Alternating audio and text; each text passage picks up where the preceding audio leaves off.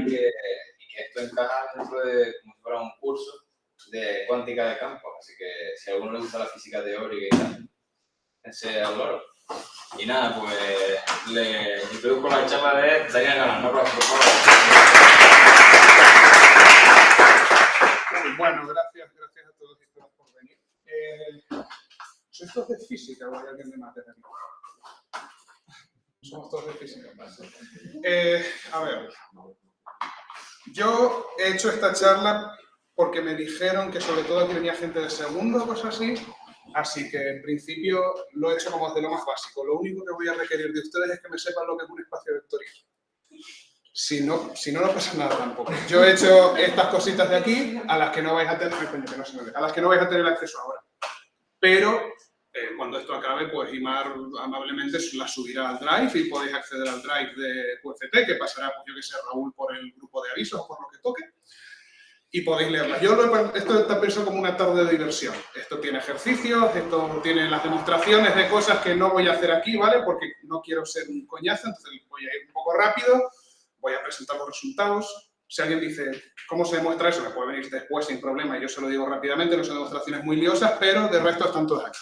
Os dejo las referencias también de esto, por si lo queréis tener en cuenta, que es lo único así como... Las referencias que uso principalmente son un libro de unos señores italianos que se llaman, muy gracioso, un tío se llama Salsa. Sí, porque... se llama Partial Differential Equations in Action, se llama, de Salsa y alguien más, y Versini, son dos italianos. Y luego también, no sé si conocéis, sabéis quién es la profesora Isabel Marrero. Hay un OpenCourseware en el aula virtual, no sé si sabéis lo que es el OpenCourseware. Estas cosas que a lo mejor habéis visto estudiando asignaturas que de repente veis clases de Harvard o de Oxford o mierdas así. Pues la UN tiene uno, menos ambicioso, no son clases grabadas, pero tiene un montón de cursos, sobre todo de mates, de física no hay ninguno, pero de mates sí que hay, que os recomiendo que le echéis un vistazo. Si os metéis en el aula virtual y veis la parte de entornos virtuales, ahí hay uno que pone OCW, que es de OpenCourseware. Pues ahí está este curso de teoría de operadores, ¿vale? De operadores, de Isabel Marrero, que es una profesora de aquí, que da en el grado en mates, y que no sé cómo son sus clases porque no he ido, pero sus apuntes son la hostia. Así que si los queréis mirar, tiene de esto de teoría de operadores, tiene análisis funcional, tiene de teoría de medida también, en plan como cosas de mates, ¿no? Pero que los tiene todos sus cursos, creo todos los que he impartido, están subidos ahí. Entonces, eso, voy a partir sabiendo que sabemos lo que es un espacio vectorial. Si alguien tiene alguna pregunta o no recuerda absolutamente nada de lo que es un espacio vectorial, me puede preguntar, o sea, se lo digo rápidamente. Es simplemente, pues yo qué sé, si queréis como un pequeño reminder, un espacio vectorial, pues va a ser un conjunto, ¿no? Que llamamos V, con una suma y con un producto por escalar, y esto está definido sobre un cuerpo.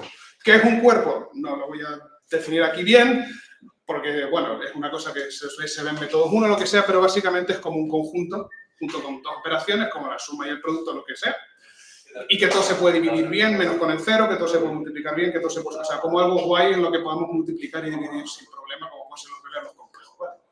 Pues entonces tenemos este espacio vectorial con una suma que suma dos vectores y con un producto por escalar que, pues bueno, es lo típico. Pues si tenemos U y V, pues los podemos sumar y esto se me queda en mi espacio vectorial. Y si tenemos un elemento de nuestro cuerpo, que lo llamamos escalar, y lo multiplicamos con un vector, esto también se nos queda en el espacio vectorial. Una de las cosas, bueno, yo soy físico, para quien no lo sepa, y ahora estoy haciendo mate, entonces una de las cosas de las pocas cosas que me han convencido los matemáticos es dejar de poner flechitas a los vectores. Así que yo voy a estar hablando aquí un montón de vectores y voy a poner pocas flechas porque se me olvidará probablemente. Si tenéis alguna duda de eso es un número o un vector, me decís, vale, no pasa nada. Entonces, bueno, pues como teniendo un poco esto así de base, pues vamos a empezar. Vamos a hablar hoy aquí de análisis funcional. ¿Alguien sabe o tiene una idea de qué es el análisis funcional? ¿Se le ocurre? No voy a poner negativos ni nada, se podéis responder. Pero, bueno, yo lo busqué en Google, quiero decir, lo consulté en esa referencia y dice que el análisis funcional es una rama de las matemáticas que estudia los espacios vectoriales, de estos que estamos hablando, con alguna estructura adicional. ¿Qué puede ser esa estructura adicional? Un producto interior, que no sé si os acordáis de lo que es, el típico producto escalar, pero que ahora definiremos, una norma, una topología, que es una cosa un poco más elegante de la que no vamos a hablar, no se preocupen, pero bueno, como que tú tienes tu espacio vectorial y dices, vamos a meter al espacio una cosita más, por eso se encarga de verlo el análisis funcional. Y es una extensión del álgebra lineal, o sea, es esencialmente una herramienta matemática que necesitamos para trabajar en espacios de funciones, para poder extender nuestros conocimientos de matrices y vectores de MM1, ¿no?, a espacios de infinitas dimensiones. Porque aquí, en estos espacios de infinitas dimensiones, es donde viven nuestras funciones de onda en mecánica cuántica. Son espacios de infinitas dimensiones en las que ya los vectores dejan de ser vectores, siguen siendo vectores en el sentido que son elementos del espacio vectorial, pero cada punto, en vez de ser una flechita, es una función, se corresponde con una función. Esto ya lo iremos viendo. Y, en concreto, el primer paso de este seminario va a ser definir un espacio de Hilbert. Esto es una anécdota curiosa, porque Hilbert, en el 1929, fue un seminario de análisis funcional. Y otro señor que igual os suena, que se llama von Neumann, era un físico matemático muy importante del siglo pasado también, que fue de hecho el que hizo como... en el que como desarrolló todas las bases matemáticas de la mecánica cuántica, pues hizo un seminario de análisis funcional hablando de espacios de Hilbert.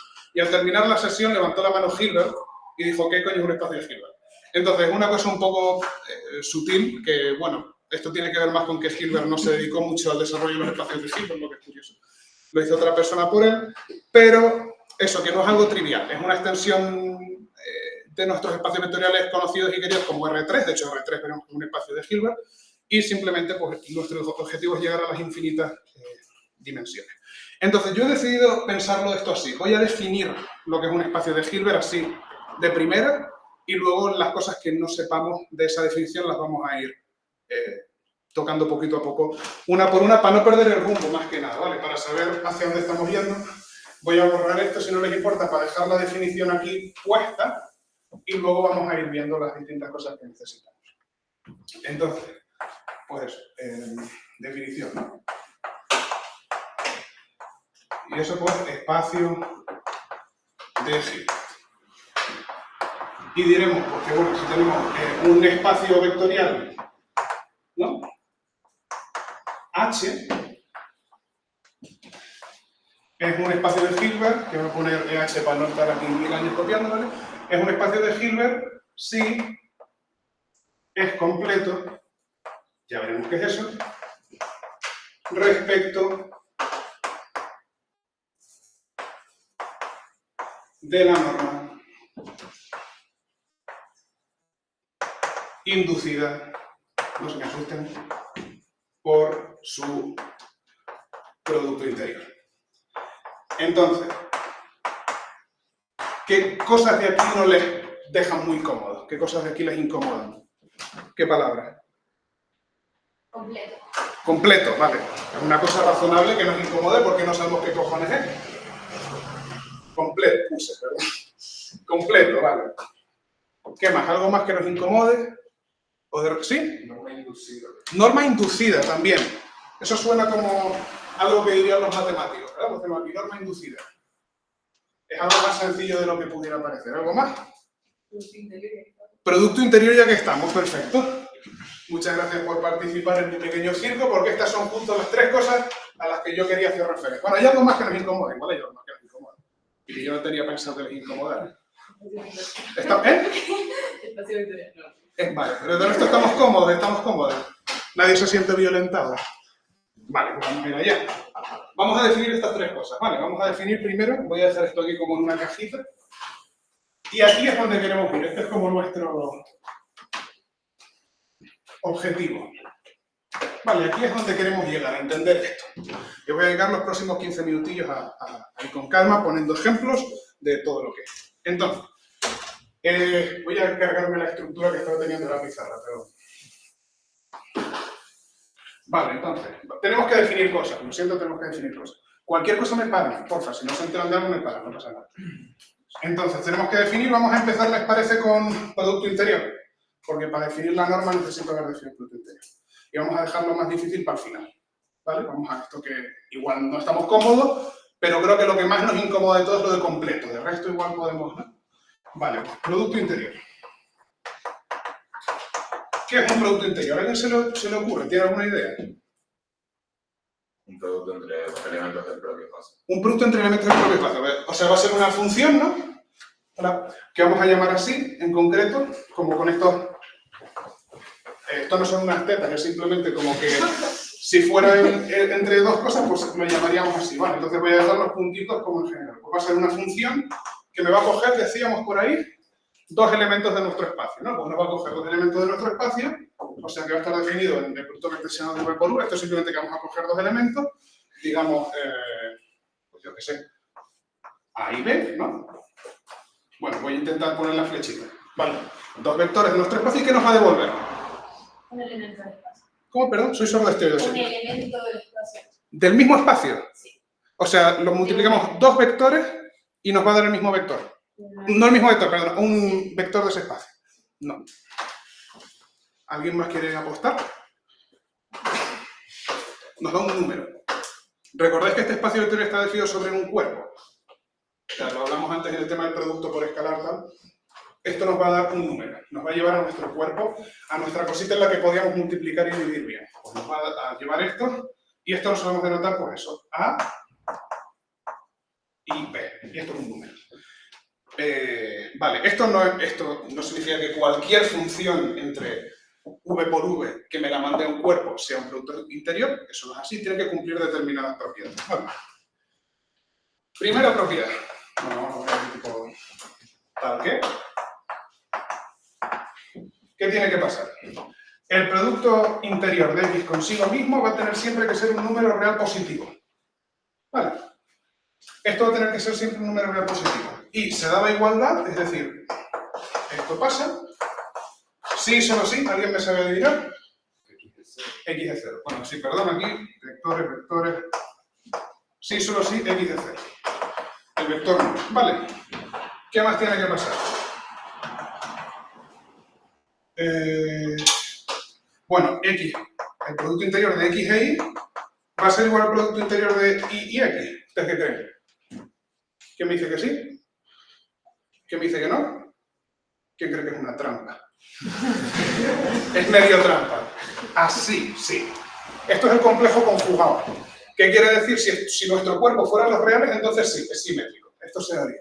Pero si lo definimos sobre los complejos, tenemos que ponerle una barra aquí de complejo conjugado. Vale, entonces, el producto escalar de X e Y es el complejo del producto escalar de Y y X. Par de cosas más. Tercera propiedad que tiene que cumplir es que, bueno, si tenemos un elemento, un escalar de nuestro cuerpo multiplicado por X, esto hemos dicho que tenemos un espacio vectorial, esto va a ser un elemento de nuestro espacio vectorial. O si tenemos este producto escalar, esto va a ser nada más que lambda por el producto escalar de X e Y, ¿vale? Y por último, esto ya es lo último, no se me preocupen. Cuarta propiedad simplemente es lineal en este sentido, que el producto escalar de X más Y por Z, ¿vale? Va a ser el producto escalar de X e Y más el producto escalar de Y, perdón, se me dice la ficha unidad, X y Z, ¿vale? O sea, simplemente como que se distribuye aquí, digamos, el producto escalar. Y esto, evidentemente, pues, aquí todo esto sean X y Z elementos de nuestro espacio vectorial y lambda un elemento del cuerpo. Vale.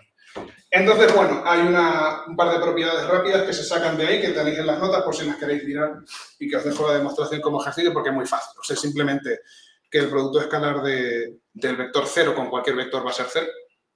¿Vale? Y, bueno, esta propiedad de aquí, pero si tuviéramos el lambda con el Y en vez de con el X, nos saldría aquí un lambda conjugado en vez de un lambda. Y, pues bueno, esto pero al revés, o sea, si tuviéramos esto cambiado así, nos da más o menos un resultado análogo. Vale, vamos a ver un par de ejemplos de productos interiores, para que no nos pongamos locas.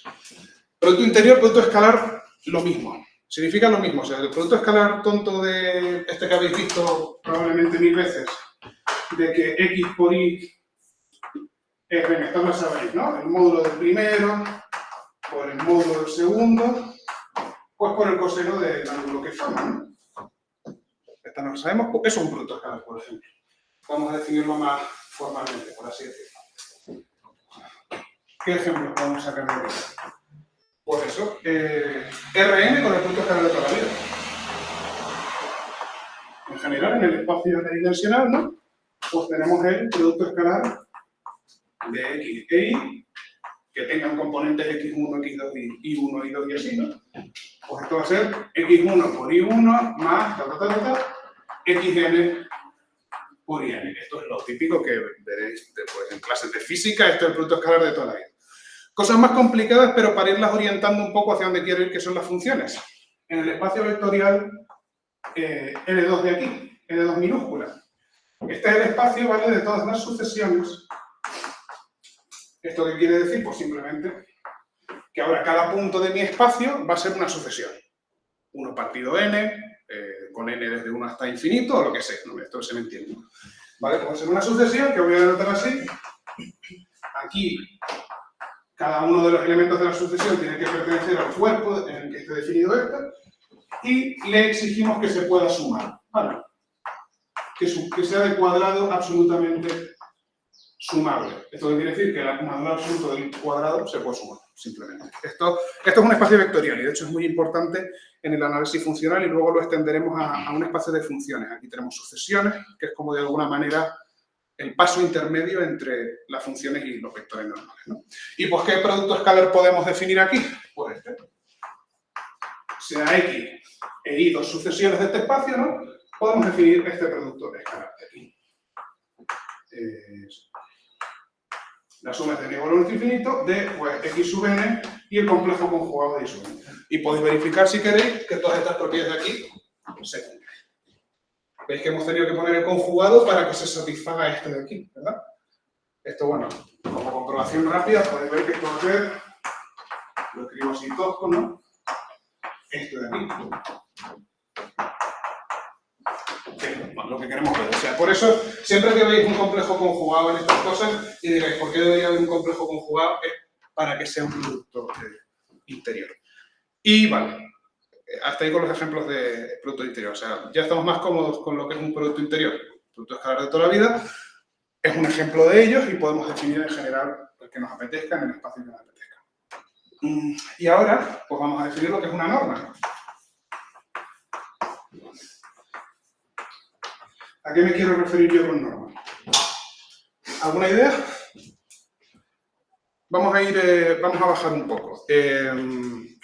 Igual han visto, como en los primeros cursos de física o algo así, igual se han visto un vídeo o cualquier cosa.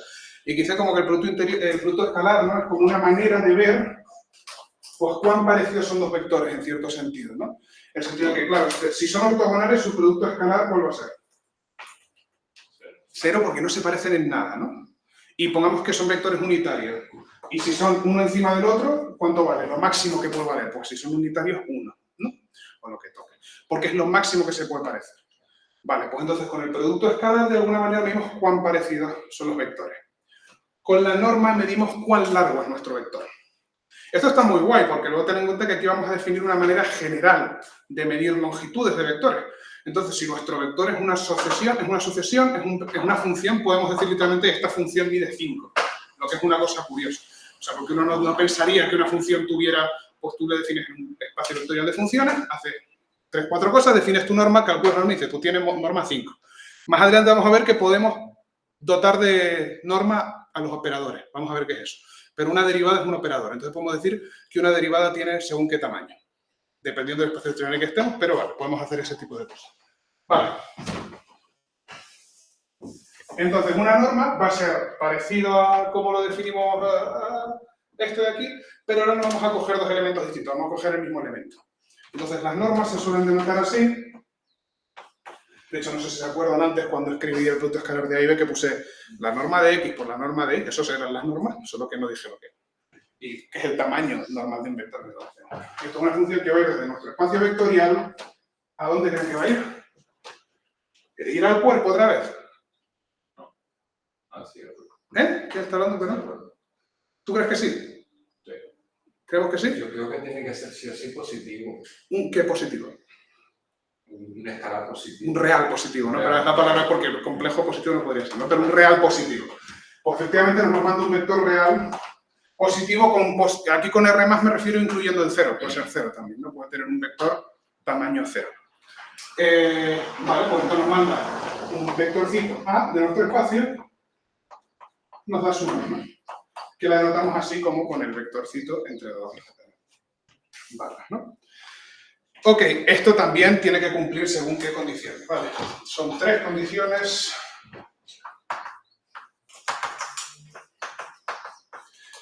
Y son las siguientes, que las podéis sacar de aquí, realmente. Porque, a ver, secreto esto, bueno, es secreto, pero la norma de un vector... Bueno, lo voy a decir después, perdón, lo voy a decir después, para no arruinar la sorpresa. Pero fíjense, lo quiero presentar como cosas distintas para que luego vean que es lo mismo, que no es el caso particular de esto. No siempre, pero fíjense. En la norma de un vector, sí, siempre va a ser mayor o igual que 0. ¿Vale? Esto es, ya lo había puesto aquí, ¿no? Pero bueno, ahí lo tenemos. Y pues esto va a ser 0. Sí, os lo escribo para que si veis el sí, en las notas, quiere decir sí, solo sí. Vale, es un sí, solo sí. Miguel me dijo ayer, ¿tienes una errata? Pusiste sí. Pero eso quiere decir sí, solo sí. Vale. En inglés también, en inglés lo escriben if. Si veis un if, es if and only if. Normalmente en la pizarra pues escribiré simplemente así, pero ahora para que lo supieras. ¿Vale? Pues, ¿alguien me adivina el resto de la frase? El módulo va a ser 0, sí, solo sí, ¿qué pasa? Aquí. El vector es 0, ¿no? Aquí. Vale, segunda cosa que tiene que pasar. La norma de un vector escalado, ¿no? Esta tiene que ser, ¿sabe? Tendría que ser algo. ¿Me puedes decir? El escalar por la... Vale, ¿estamos de acuerdo?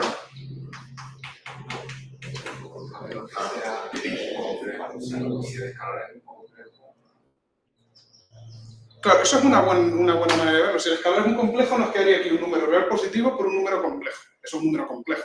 Pero hemos dicho que nos tiene que mandar a los reales, ¿no? Piénsalo si lambda fuera negativo.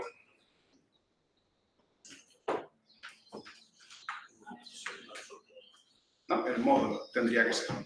¿Vale? Gracias. Entonces, si fuera negativo, pues si fuera menos 5 por x, pues sería 5 veces el módulo de x. Y si fuera y por x, pues sería el mismo. La norma sería la misma, ¿no? Porque, bueno, el módulo de y es 1. Y tiene que satisfacer una cosa que parece una tontería, pero es muy importante, que es la desigualdad triangular. ¿Qué es esto de aquí? Que el módulo de x más y tiene que ser menor o igual que el módulo de x más el módulo de y. Es decir, que si yo tengo pues, 3 puntos, ¿no? Esto es x. ¿Qué he hecho aquí? ¿Esto lo he hecho bien? Sí, perdón, vale. Pero aquí tengo que construir un sistema de referencia, ¿no?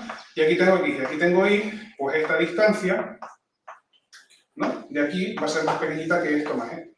Perdón, sí, que esto más esto, ¿no? De alguna manera. Con la intuición está que las normas son tamaños, ¿vale? ¿Qué es lo que pasa? Que podemos definir una norma a partir de un producto interior. Podemos inducir una norma a partir de nuestro producto interior. ¿A alguien se le ocurre alguna forma? Te vete sintiendo, María. ¿Eso es que has tenido alguna idea? O sea, como, no sé. Dime, sí. Es que el i de un lado y el de otro, o sea, como... Bueno, va a tener que ser un poco más específica, María, pero... El producto interior con vector por sí mismo. Por sí mismo, vale. Eso es su norma. Y cuadrado. Al cuadrado, efectivamente. Muy bien. Pues podemos definir siempre de todo producto interior, podemos definir una norma de esta manera. Como el producto escalar de un vector consigo mismo por su raíz cuadrada. Vale, efectivamente, jodido teorema de Pitágoras para el caso de Rn, ¿no? O sea, no tiene mucho más misterio en este sentido. Así que con esto queremos decir la norma inducida por su producto interior. Vale. Entonces, ¿hasta aquí bien? Ahora es donde se pone un poco tensa la cosa, yo creo. No es tenso de complicado, pero que si somos todos físicos, creo que igual son conceptos que igual... Estos son cosas que se ven en primero de carrera de mates, pero que igual no estamos acostumbrados, simplemente. Entonces yo voy a hacer mi mejor esfuerzo para intentar ir con tranquilidad por aquí. Ahora vamos a ir a la parte de completo. Si os fijáis, ya teníamos 3 cosas que nos incomodaban ahí, ya solo tenemos una. O alguien sigue incómodo. Si alguien sigue incómodo, que me lo diga. Y pues nos queda esa parte de completo. Vale. Pues vamos a definirlo. ¿Qué pasa? Que para definir qué es un espacio completo tenemos que definir dos cositas antes. Esas dos cositas son las sucesiones de Cauchy y lo que es una sucesión convergente. Que vais a ver que yo lo voy a estar escribiendo y vais a pensar, Daniel está escribiendo lo mismo dos veces de dos formas diferentes. A mí es un concepto, yo igual soy tonto, igual soy vosotros listísimos y lo pilláis a la primera, pero a mí es un concepto que me costó un poco pillar. Sobre todo el tema de sucesión de Cauchy. Porque estamos como muy acostumbrados a decir esto converge o no converge sin preocuparnos mucho de nada en física, pero realmente esto tiene sus sutilezas. Y precisamente que un espacio sea completo depende de estas sutilezas. Entonces vamos a empezar definiendo lo que es una sucesión de Cauchy.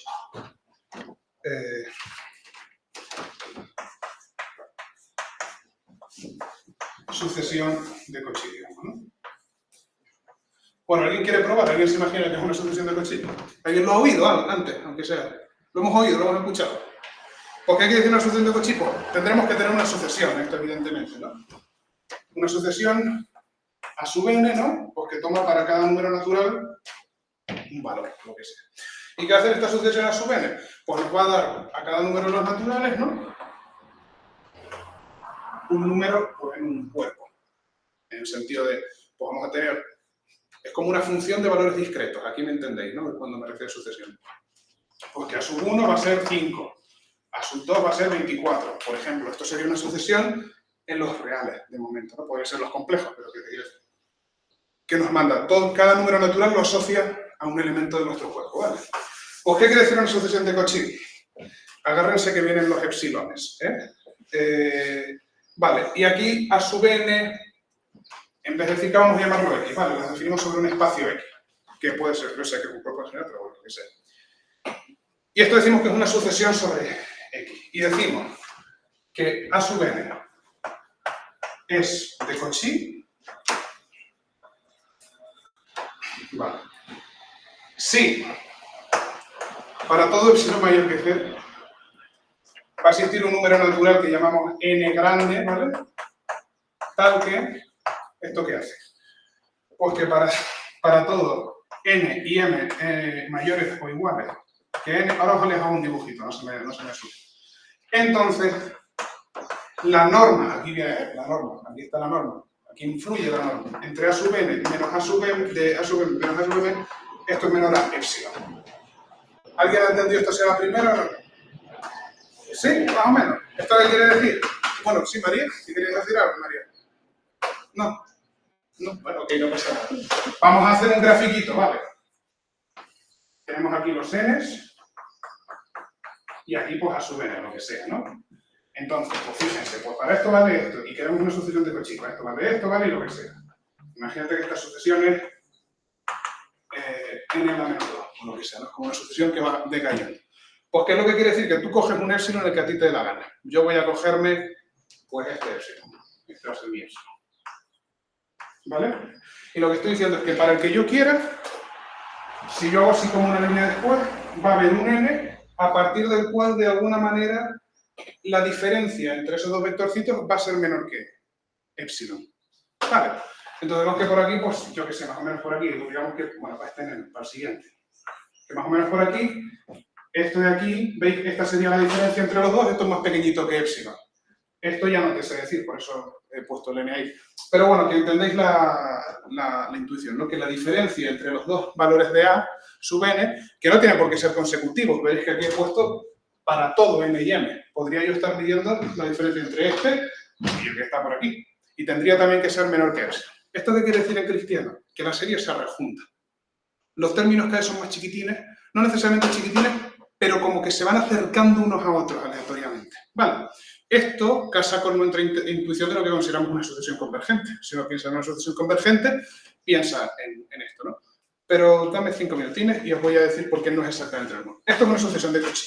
Se van acercando los términos. ¿Qué es una sucesión convergente? Pues de nuevo vamos a necesitar una sucesión, ¿no? Sucesión convergente. Pues eso, sea, digamos, una sucesión a sub n, ¿no? Con a sub n en un espacio que digamos x, ¿no? Pues esto es una sucesión sobre x, como teníamos antes. Pues diremos, no sé escribir, pues diremos que A sub n converge en X, ¿vale? Si existe un punto de nuestro espacio tal que, de nuevo, para todo epsilon mayor que 0, pues va a existir un n natural tal que para todo n mayor o igual que n grande, la norma, es decir, como el tamaño del vector A sub n menos x0 es menor que epsilon. Vale. ¿Hemos pillado esto también? ¿Qué quiere decir aquí? De nuevo, tenemos nuestra gráfica, ¿no? Tenemos aquí los n, tenemos aquí los A sub n, y pues la sucesión que sea, ¿no? ¿Qué quiere decir ahora? Pues, por ejemplo, esta de aquí. Asumamos que estamos hablando de que nuestro espacio son los números reales, ¿no? O sea, tenemos todo esto aquí para arriba y para abajo, ¿no? Y este sería nuestro espacio.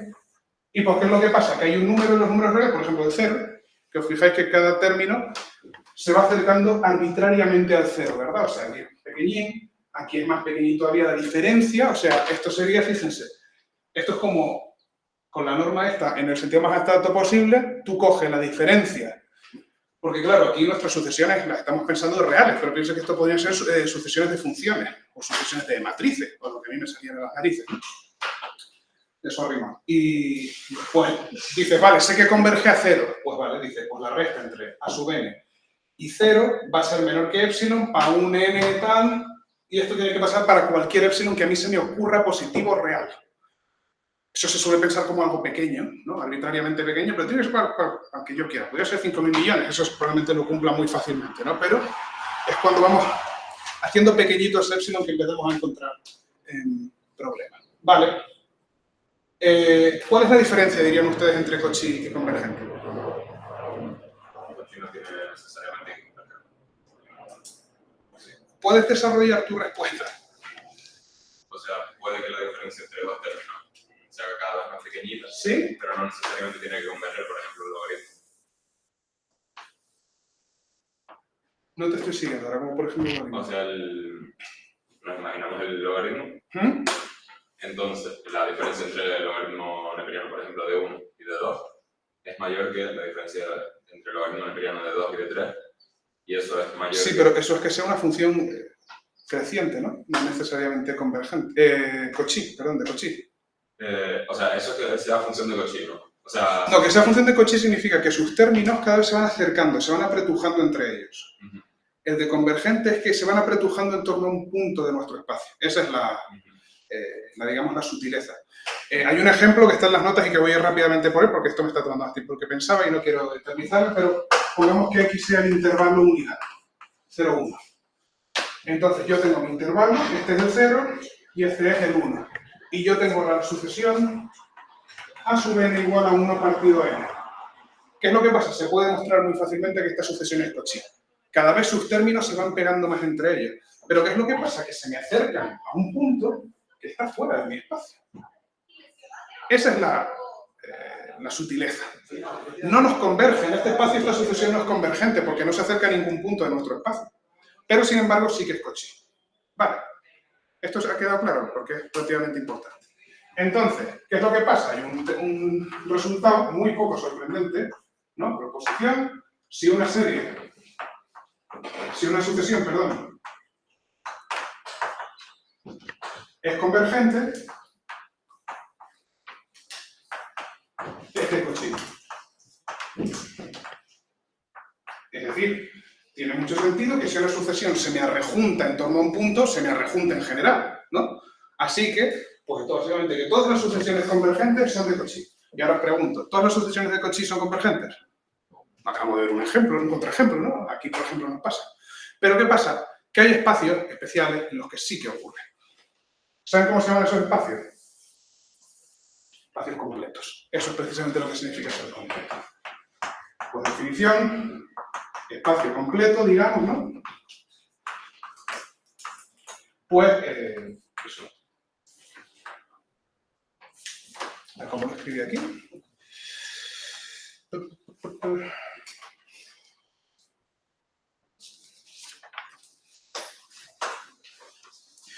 un espacio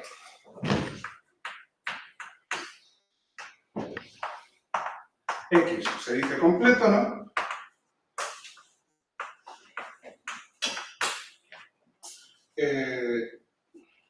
Si todas sus sucesiones de Cauchy convergen. Si todas sus sucesiones de Cauchy convergen.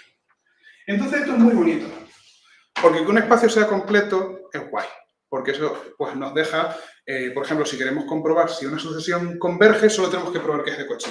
Que aquí con estos ejemplos tontos que estoy dando, la dificultad no es demasiada. El 1 partido n sabemos todos y todas que converge a 0. Pero pon tú que tienes ahí una sucesión de funciones definidas en términos integrales y la madre que los parió a todos, pues no vas a saber de antemano, bueno, si converge igual te puedes hacer una idea, pero no sabes a lo mejor a dónde va a converger. Pero si estás en un espacio completo, pues vas a decir, vale, demuestro si es Cauchy, que es algo mucho más fácil de hacer, y ya está. Entonces ya con todo esto, podemos definir lo que es un espacio de Hilbert, ¿vale? Bueno, creo que igual me he dejado... No, vamos bien, sí. Podemos definir lo que es un espacio de Hilbert de una manera un poco ya más amigable con todo lo que sale. Un espacio vectorial H es un espacio de Hilbert si es completo, es decir, si todas sus sucesiones de Cauchy también son sucesiones convergentes, ¿no? Respecto de la norma que induce el producto interior. Es decir, hemos visto que, pues lo que dijo María, ¿no? Que son si tenemos un espacio con producto interior, el que queramos definir. Y luego ese producto interior, con esto, nos va a definir una norma, ¿verdad? Y hemos visto que aquí en las definiciones de convergente y de Cauchy nos aparece la norma. O sea que esto va a depender realmente de la norma. Igual una sucesión es de Cauchy respecto a una norma, pero no lo es respecto a otra. ¿Sabes? Hay cosas que hay que tener en cuenta. Pues tenemos nuestro espacio con nuestro producto interior que induce una norma, pues sí, todas sus sucesiones de Cauchy convergen, eso es un espacio Hilbert. Es básicamente lo que quiere decir. Todos los espacios buenos, nuestros amigos de física, R2, R3, todas esas cosas. El L2 ese que escribí antes de las sucesiones de suma absolutamente, de cuadrado absolutamente convergente, es un espacio Hilbert, porque claro, si a la gente que ha cursado cuántica, a la que no voy a esperar que sepa cosas que no ha visto, pero si yo a alguien que haya cursado cuántica le digo, ¿dónde viven las funciones de onda? ¿Qué me va a decir? En un espacio Hilbert. Pero vale, ¿en cuál? O sea, decir un espacio Hilbert es como decir, viven en un espacio vectorial. Es como, vale, ok, pero hay muchos. ¿Cuál en concreto? Vale, o sea, que es como esta cosa como que al menos yo en la carrera veía como, oh Dios mío, un espacio Hilbert, como si hubiera uno solo, que fuera el espacio para dominarlos a todos y ya.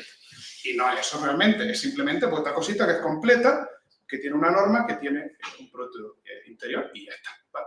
Bueno, ya está, tiene su intríngulis, pero que no es nada tampoco de otro mundo, ¿sabes? Porque esto no sé a ustedes, pero a mí en cuántica nunca me llegaron a definir lo que era un espacio Hilbert. Fue ahí el profesor, como estamos grabando no vamos a decir el nombre, y dijo, estoy en un espacio Hilbert y ya está. Y yo dije, ok, un espacio Hilbert. Entonces, vamos a pasar a otra cosita. Bueno, ¿alguna pregunta con esto? ¿Estamos ya todos más cómodos? ¿Sabemos dónde estamos? Vale. Esta ha sido la sección más larga de todas, no se rayen, ¿vale? Ya vamos a ir mucho más rápido.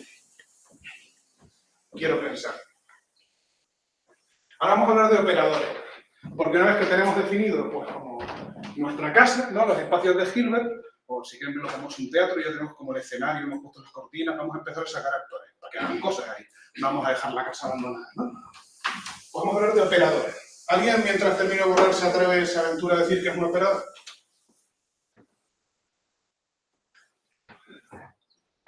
Y Mar, tú lo tienes que saber, te estoy haciendo una charla a mi niño echando un cable, que es un operador. Venga, venga.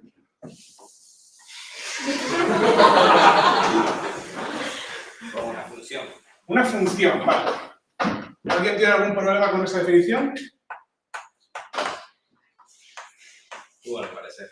No realmente. Operador. No tengo necesariamente ningún problema. Es una aplicación. pero sí. O sea, vamos a hablar en concreto de operadores lineales, que son los más sencillos, los más amigables. Operadores, perdón. Lineales.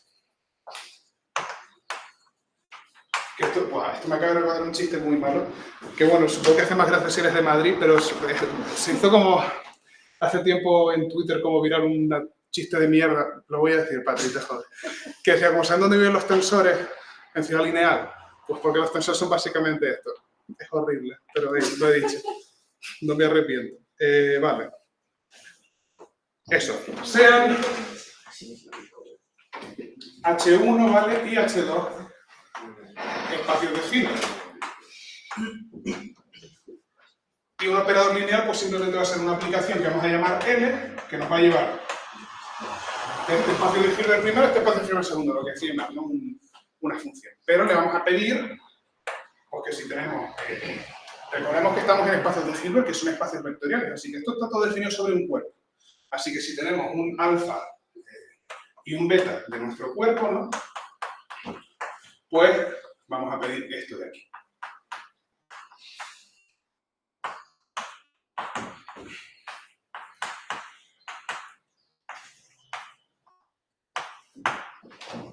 Esto es simplemente definición de linealidad, no tiene ningún problema nadie aquí, ¿no?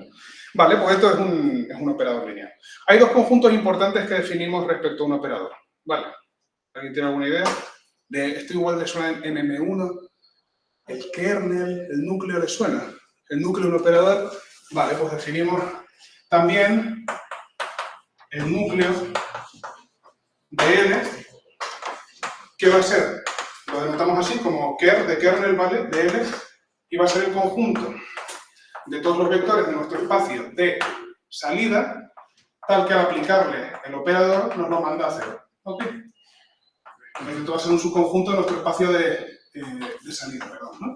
Esto va a ser un subconjunto de nuestro espacio de salida. Es como decir, vale, pues tengo los reales, pues el 5, el 4 y el pi, me los manda al 0. Pues mi kernel va a ser 5, 4 y pi, si no me envía nada más al 0, ¿no? Y luego tenemos también la imagen, o el rango lo llaman a veces, de L, pues que sería, perdón, lo anotamos así como L de H1, ¿no? Y esto sería el conjunto de... A ver, esto sería como el conjunto, ¿no? De todos los elementos de nuestro espacio de salida, tal que existe de nuestro espacio de llegada, perdón, tal que existe un elemento de nuestro espacio de salida con L de X, perdón, los vectorcitos, las flechitas, perdón, es Y. ¿Alguna pregunta sobre esto? O sea, simplemente es tal cual nuestro espacio de llegada. Son los puntos de nuestro espacio de llegada, para los que esos son la llegada de, o sea, como la imagen del operador bajo algún punto de nuestro espacio de salida. Esto se suele definir realmente, algo es que empezar a soltar palabrotas, pero se suele definir estas cosas para que H2 sea precisamente esto, y así tenemos un operador sobreyectivo, pero, o sea, básicamente es como, pues, si yo le aplico mi operador lineal al 3 y me da 5, pues 5 va a pertenecer a mi imagen, porque hay un vector, el 3, que es mi espacio de salida, al aplicarle L me da 5. Vale, con un poco coñazo de definición, esto está definido en términos de nuestro espacio de llegada, ¿vale? Sí, que son como un conjunto importante asociado a H1, un conjunto importante asociado a H2 respecto de L. Ok, vale, aquí quiero para el momento hablar de física un rato, que para eso hemos venido. Vale, tened en cuenta que la motivación detrás de todo esto es poder trabajar en términos de espacios de... Chao, Raúl, un besito. En términos de espacios de dimensión infinita. O sea, aquí queremos llegar a la cuántica, a las funciones de onda, que es lo que modeliza al final nuestros sistemas de partículas o lo que toque, ¿no? Entonces, les adelanto una cosa. En mecánica cuántica hemos dicho, que les dije antes, ¿dónde viven las funciones de onda? En un espacio de Hilbert. ¿En cuál? Sistema monodimensional tranquilito que nos gusta, vamos a decir L2 de R, que esto es como un análogo al L2 chiquitito que les escribí antes, que esto es un espacio de funciones reales en R. Esto realmente suele ser un poco más complejo, quien lo sepa me pilla, pero vamos a dejarlo así. Y su integral del módulo al cuadrado converge. Esto lo pedimos, bueno, en concreto pedimos que sea, bueno, este espacio es así. En concreto, luego para cuántica pedimos que sea 1, no solo que converja, sino que sea 1. Vale, y tenemos operadores que van a ser mayormente diferenciados. Los operadores diferenciados son un poco grano en el culo, en términos de que todo lo que voy a decir ahora no se suele cumplir para ello. Pero bueno, para que tengamos una idea genérica. La ecuación de Rödinger. Independiente del tiempo, está escrita en términos de un operador. En este caso, el operador hamiltoniano. Un operador lineal, es un operador de esto que acabamos de definir aquí. Los hamiltonianos se suelen definir... Venga, físicos, ¿qué queréis decir? ¿Qué hago aquí? C cuadrado. Bueno, h barra es igual a 1. ¿Qué dijimos? C cuadrado. Bueno, para escribirlo en la segunda derivada, ¿no? Y aquí el potencial de la partícula, esto es la masa de la partícula, lo que sea, esto es la energía de la partícula, esto es el potencial al que esté sujeto la partícula. Entonces, resolver esta ecuación realmente, si te fijas, podríamos definir de alguna manera este operador, ¿no? Y que esto se hace. Así que en verdad, resolver la ecuación de Schrödinger es hallar el kernel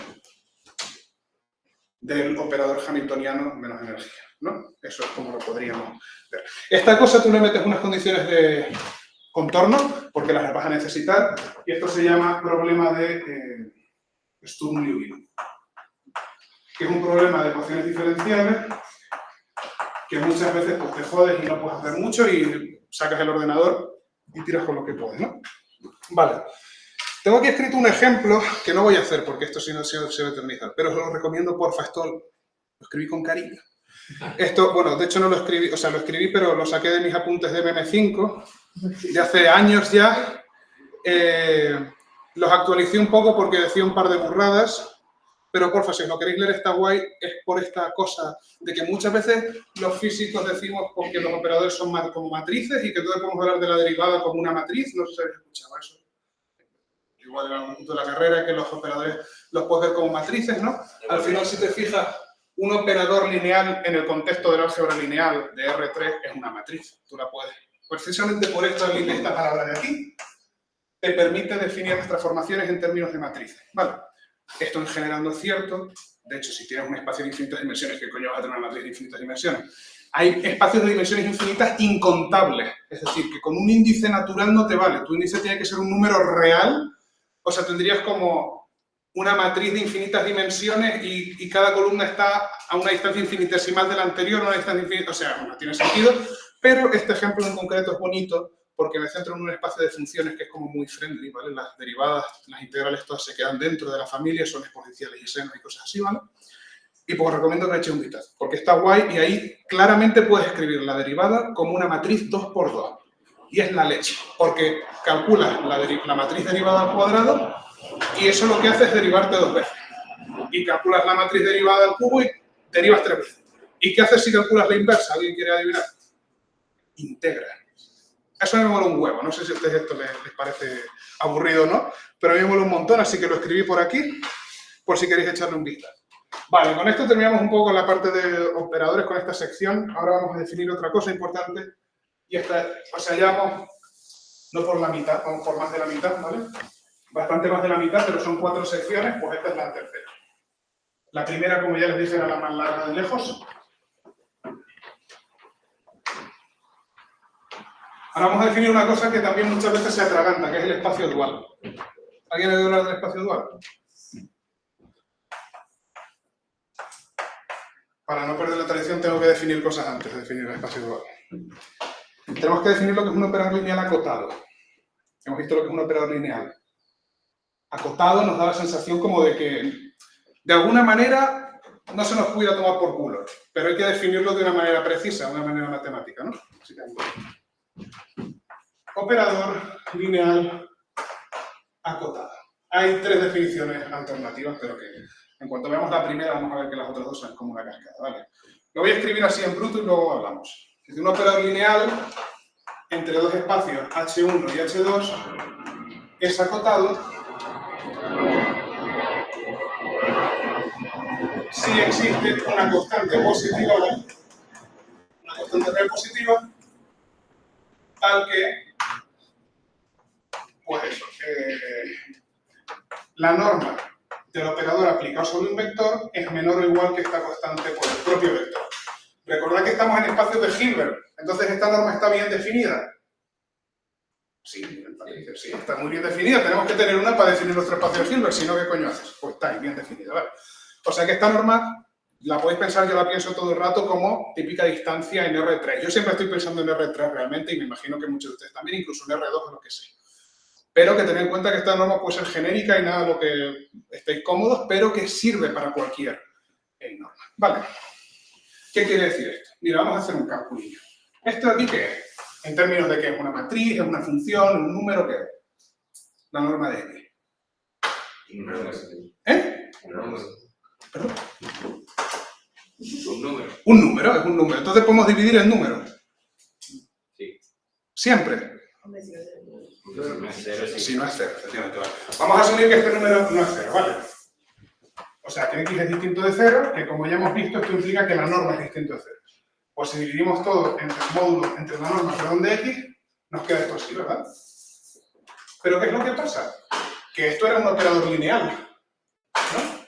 Entonces, el operador lineal de alfa por X, o sea, perdón, si tenemos 1 partido alfa, ¿no? Por el operador lineal de X, esto va a ser el operador lineal actuando en alfa de X, en 1 partido alfa de X, ¿verdad?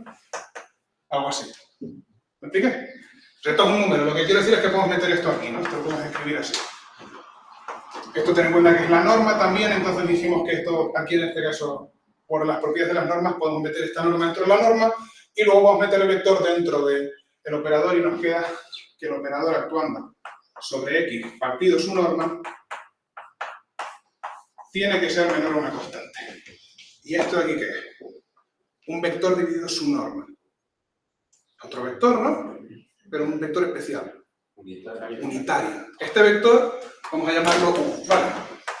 Vamos a fijar U como X partido la norma de X. Entonces es como decir esto de aquí. Tiene que ser menor o igual a 0. ¿Esto qué quiere decir? Voy a hacer un ejemplo ahora en uno de estos espacios bonitos de lo que estamos hablando. Voy a pensar en R2. Tenemos, pues yo qué sé, R2. Esto aquí, ¿no? Tenemos nuestro X, tenemos nuestro Y y tenemos un círculo. ¿Por qué un círculo? Pues porque aquí es donde van a vivir todos los vectores de norma 1, ¿no? ¿Y qué es lo que nos quiere decir esto? Esto en principio es, perdón, no lo escribí, para todo X de nuestro espacio de Hilbert, ¿no? Tú coges cualquier vector de ese círculo que te salga a las narices, bueno, esto lo define, lo he dibujado aquí, pero bueno, sabemos que esto, pues, vector, sin más, ¿no? Tú coges cualquier vector que tú quieras de ahí y coges tu operador lineal. Y ese operador lineal te lo va a mandar a otro sitio. Con tú que L te transforma tu círculo,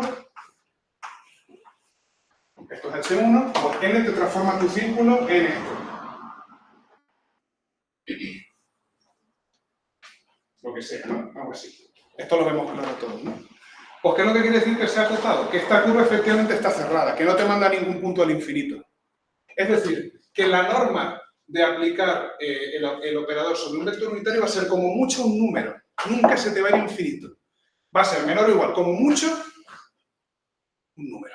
Vale, eso es lo que quiere decir un operador acotado, que en verdad tiene sentido, se tiene como esta notación así un poco, pero en verdad tiene sentido.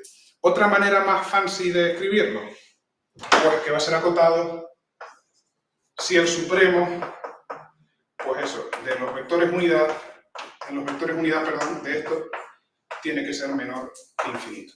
Esto no lo pondría, si no fuera importante, no lo vamos a usar aquí, pero si luego miráis las notas o cualquier cosa, vais a ver que hay un anexo sobre esto, sobre operadores continuos, que lo que demuestra que básicamente ser continuo es lo mismo que ser acotado, y para las demostraciones esta definición viene más a mano, es más fácil de utilizar, ¿vale? Así que esto es básicamente un operador acotado. Necesitamos definir otra cosa más antes de definir el espacio dual, pero esta es muy fácil, esta la vemos todos los días en física. Un funcional. ¿Alguien me sabe decir lo que es un funcional? Les doy una pista, es un operador, es un tipo concreto de operador. Vale, se los digo, vale. No pasa nada, paso estamos.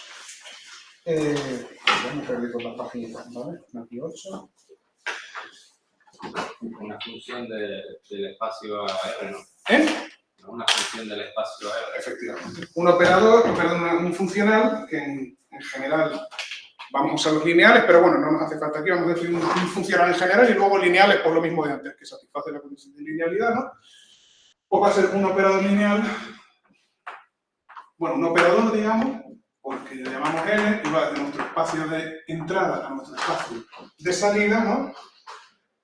Perdón, mentira, le estaba mintiendo. Va desde nuestro espacio hasta el cuerpo sobre el que tenemos definida la movida, ¿vale? O sea, esencialmente una función que le asigna a cada uno de tus vectores un número. Entonces, por ejemplo, si estamos en un espacio de funciones, le asigna a cada función un número. Ejemplos de funcionales. Bueno, esto puede ser los reales o los complejos también, típicamente. Vale.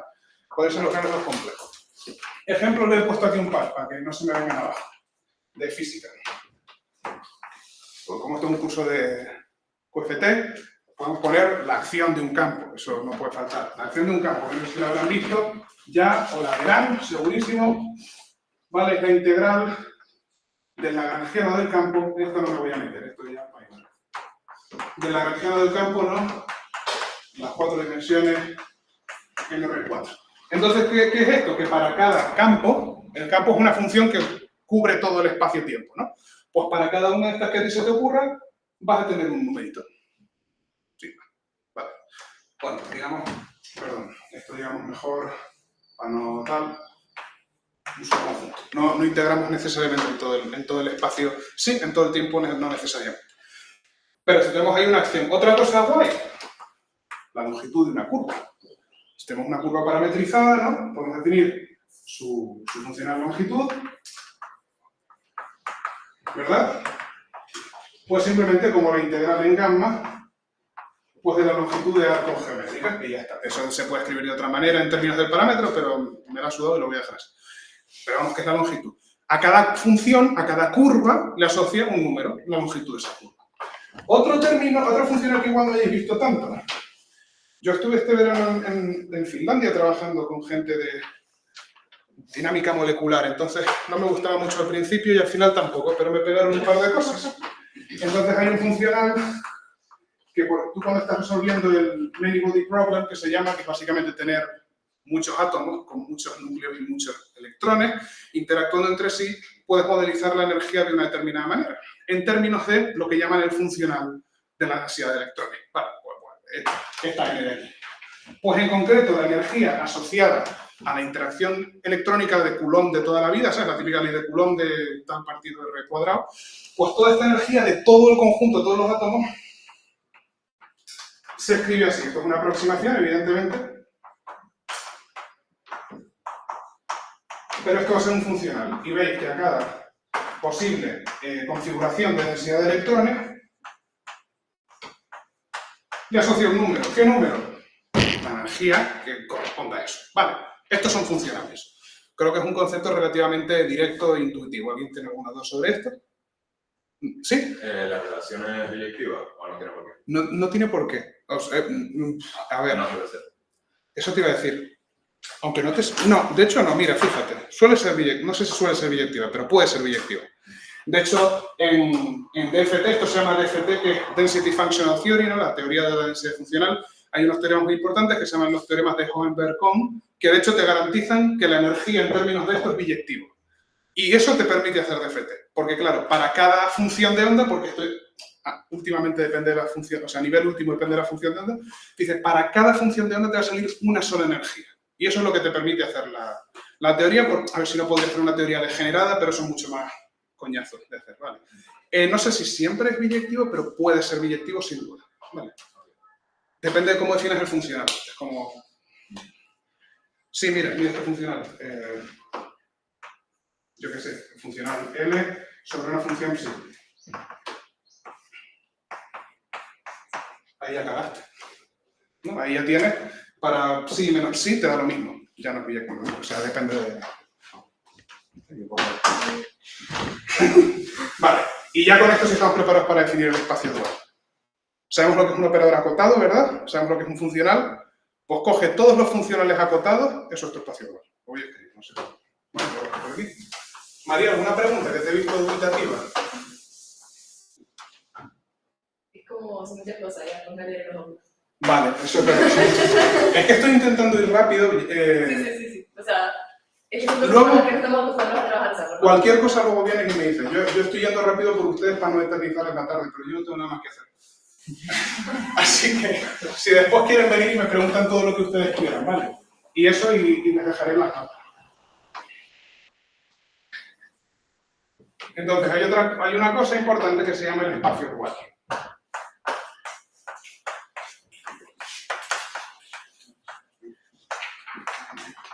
Que bueno, ya les he dicho un poco lo que es, ¿no? Sea H un espacio de Hilbert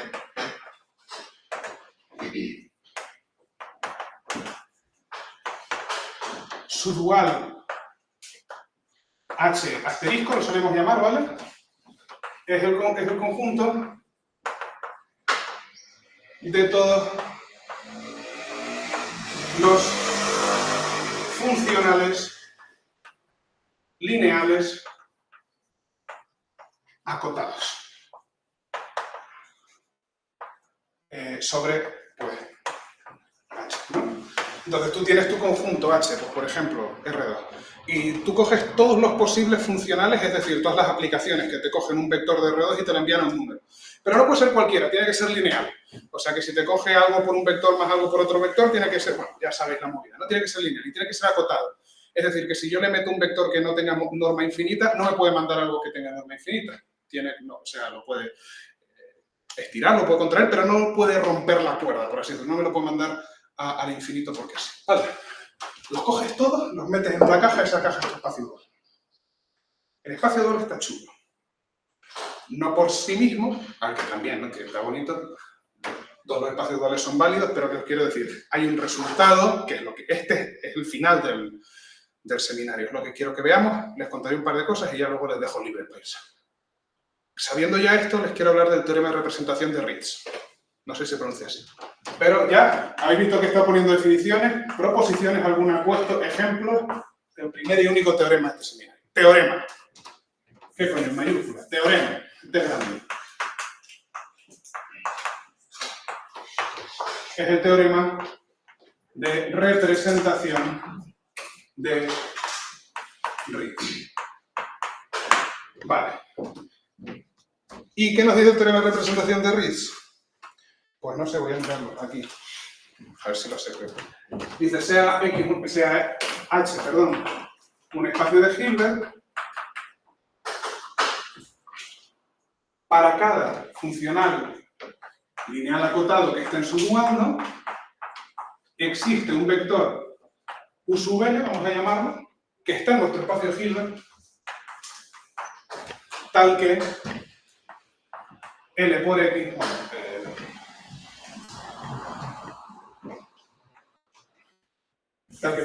para todo vector del espacio de Hilbert, el funcional actuando sobre X es el producto escalar de este vector U sub n por X. ¿Esto qué quiere decir? Cuando tú te construyes un espacio de Hilbert y tienes todos sus funcionales, lineales, acotados, tú puedes decir, vale, ¿cómo es uno en general? ¿Cómo me puedo construir un funcional? Pues el teorema de representación de Ritz lo que te dice es, ya lo tienes, no necesitas nada más. Con el producto interior, que ya tenemos porque es un espacio de Hilbert, los espacios de Hilbert son espacios completos con productos internos, ¿no? Pues dices, ya con esto puedes escribir cualquier funcional. Vamos a ir un poco, porque al principio el teorema parece que no dice nada, esto es como típico meme de la gaussiana, que al principio parece que no dice nada, luego... Pues ¿qué es lo que pasa? A cada operador le puedes asignar un vector fijo, este está fijo, ¿vale? Este le corresponde a L, y de hecho el teorema te dice que esto es una biyección, ¿vale? O sea que para cada operador hay solo un vector y para cada vector solo le corresponde un operador. Y tú coges cualquier vector, haces el producto escalar con X, y esto es lo que te va a hacer un operador funcional, un funcional lineal acotado. Vale, ¿me he explicado? ¿Les he perdido? ¿Sí les he perdido o sí me he explicado? ¿Eh? Las dos. No, pero eso no puede ser, eso es... Bueno, ¿a qué me refiero yo?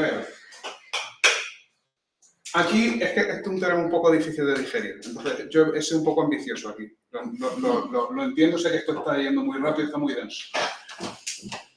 Lo que a mí me impresiona es esto, de que para cualquier vector que tú quieras, te dices, porque cualquier funcional, el que tú quieras, que tú te imaginas que sea lineal y acotado, cualquiera, te está diciendo, ese funcional es lo mismo que hacer un producto escalar. Claro, porque es el H completo.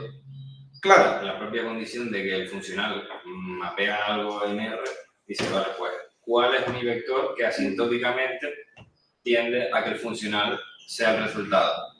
no, asintóticamente no en general. O sea, claro, pero así, converge. O sea, que puede hacer cualquier sucesión de funciones que converjan a la función exacta, Sí, de manera que eso se cumpla. es que es más sencillo que eso, igual. Mira, voy a poner un ejemplo en R2. Cuando que tienes un operador que te diga de R2 a R, ¿vale? Y en concreto, ¿qué hace? Que L de un vector de R2xy te hace 2x menos y. Esto está en las notas, por si lo quieren mirar más tarde. Vale, este funcional de aquí, ¿no ven que esto es claramente, si a esto lo llamamos x,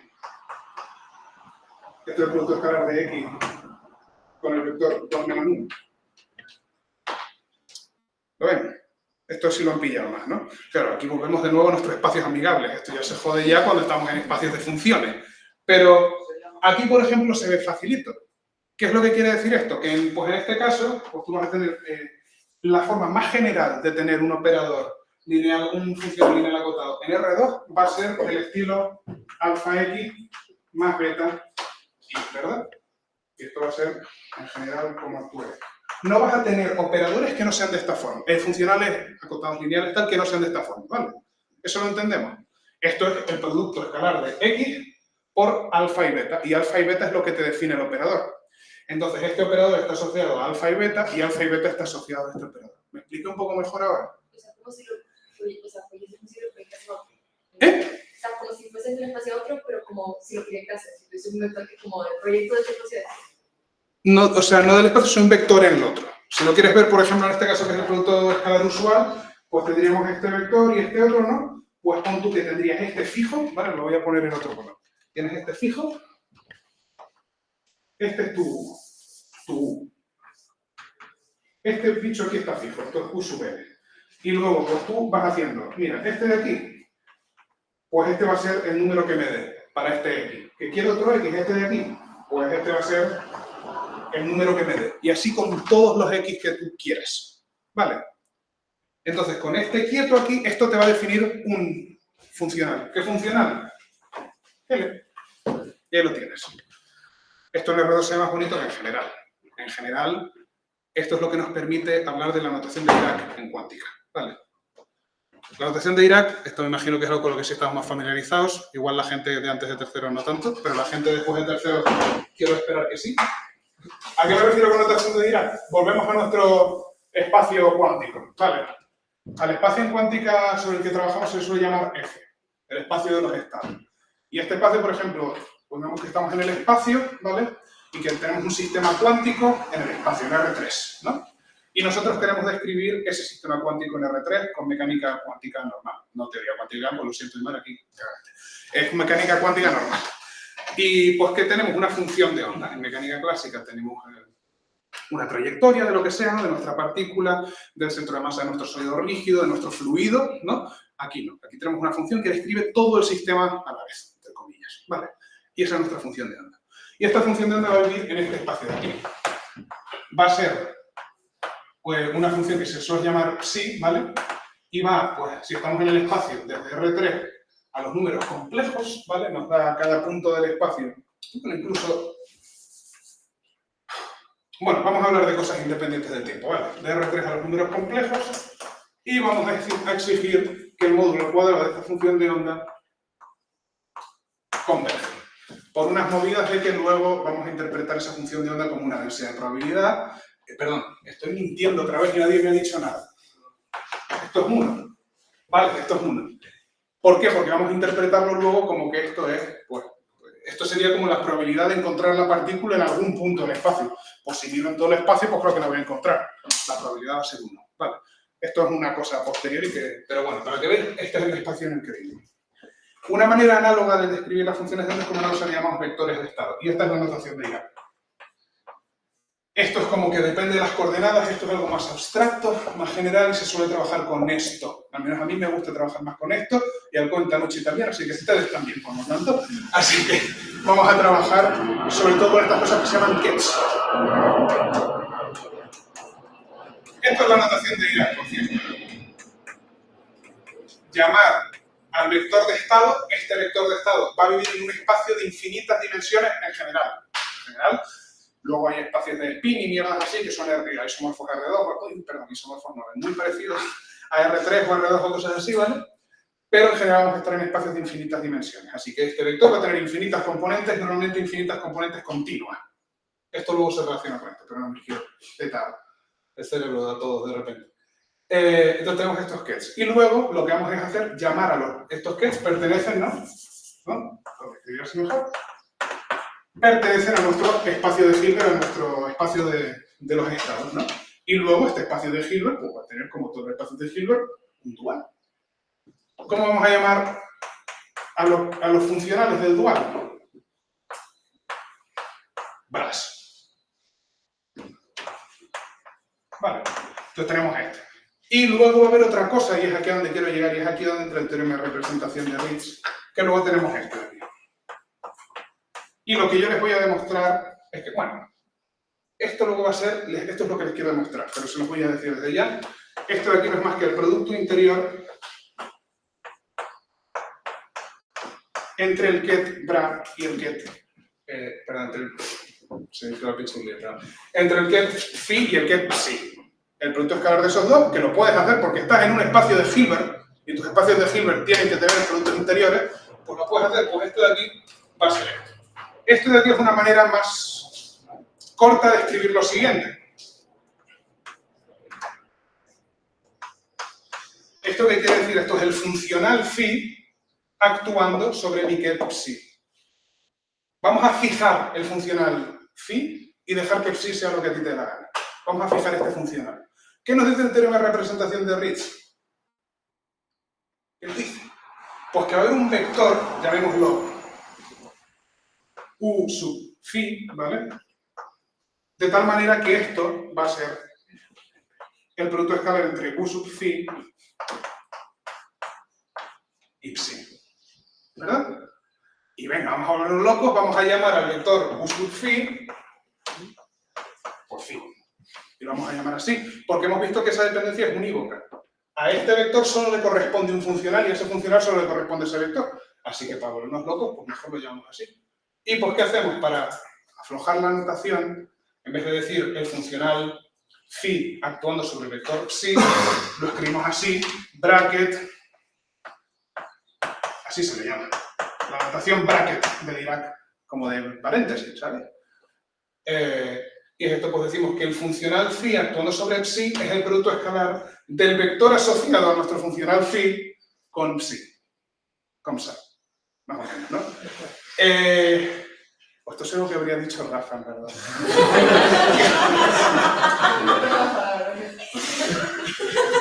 Estoy a 2 seminarios de film y cerveza. Y eso, pues nada. Esto es el resultado gordo. Sé que es muy anticlimático. Para mí también lo es al principio, pero luego, ¿qué es lo que pasa? Que ya tienes bien definida la mecánica cuántica. Y puedes saber que cuando tú estás por ahí y hablas de, pues esto, que esto no es que Dirac un día se levantó y dijo, yo qué sé, voy a volverme loco, voy a decir que eso es una notación. Y esto está bien fundamentado matemáticamente. Y eso lo puedes hacer. ¿Es necesario saber todo esto para utilizar esto? Ni de coña. ¿Es recomendable? Tampoco que sí. Pero a mí me parece bonito. Y yo pues quería compartirlo con todos ustedes y ustedes que han venido aquí. Vale.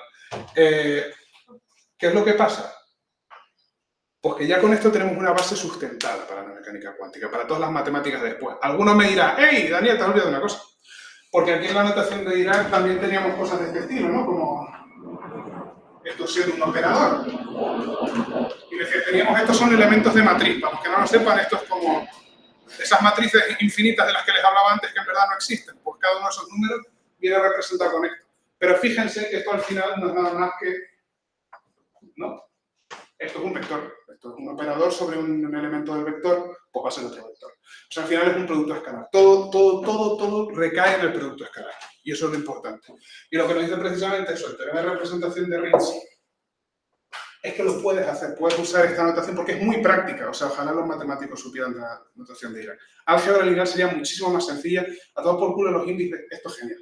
Esto, realmente, o sea, bueno, los que la hayan cursado lo sabéis, yo creo que hacer a ver si funciona sin notación de Dirac, sería muchísimo más coñazo de lo que es.